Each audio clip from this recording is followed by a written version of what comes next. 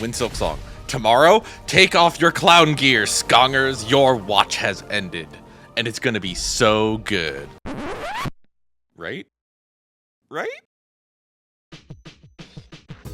Since Hollow Knight's release in 2017, it hasn't been considered just a good indie. It's been elevated to a masterpiece, which means its sequel, SilkSong, isn't just another game. It's a cultural event, one way down with nearly a decade of expectation. Now, after 6 long years, it's finally coming. But the story of why it took so long? That says a lot about hype, game dev, and why the two don't always play nice together. Some consider Hollow Knight the gold standard for Metroidvanias. So now SilkSong isn't just a follow-up, it's an event. But here's the problem. Fans want the same magic the original showed them, and something brand new or entirely different. Look at Zelda. Breath of the Wild reinvented the series, so Tears of the Kingdom had to live up to that reputation. It added vehicle building, crazy new physics systems, and still people argued it's just more of the same. Expectations warp everything. Same deal with Undertale and Deltarune. Undertale was a massive success that spawned an immeasurable fandom, so when Toby Fox started dropping chapters of Deltarune, fans wanted that exact same emotional gut punch and something completely different. That's the curse of a breakout success. The sequel has to thread an impossible needle. And something else to keep in mind, Team Cherry is tiny. We're talking a handful of devs working on what fans are treating like the next Elden Ring. Normally, indies get some breathing room. But because Hollow Knight blew up, Team Cherry's sequel is being measured against studios with 1,000-person staff lists. That's wild. It's like Toby Fox again. Undertale wasn't just a success, it became a cultural phenomenon. Suddenly, Deltarune wasn't Toby's next project, it was the test of whether an indie dev could strike gold twice. That pressure warps expectations way out of proportion. Of course, the internet doesn't help. Every Nintendo Direct or Xbox Showcase, there have been tons of SilkSong comments. Every time Team Cherry said nothing, the silence became louder than any announcement. And in that void, fans built their own dream game. New mechanics, endless bosses, bugs kissing each other. None of it was promised.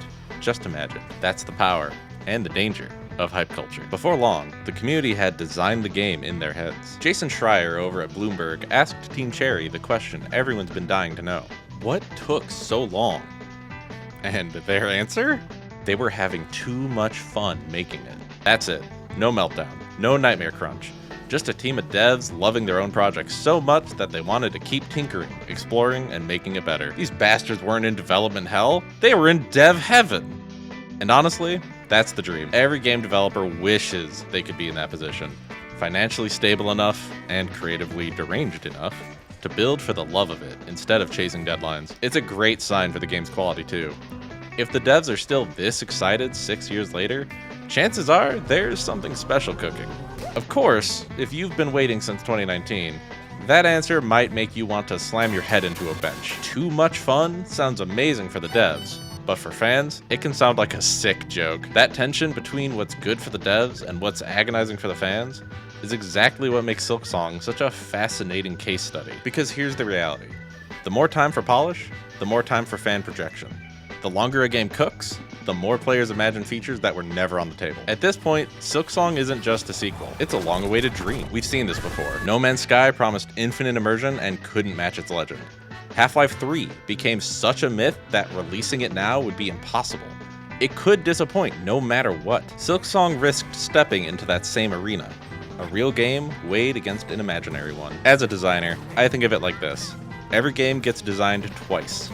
Once by the devs, and once by the fans. As we now know, Team Cherry's been having fun with the development, sharing the joy of creating new and fun things, and having a vision for what they want this to be. The fans, though? They've long since given into Silk sanity. And when those two versions meet on September 4th, we'll see which one wins. So here's what I want to know. How did this all feel for you? Do you find it reassuring that Team Cherry is still having fun?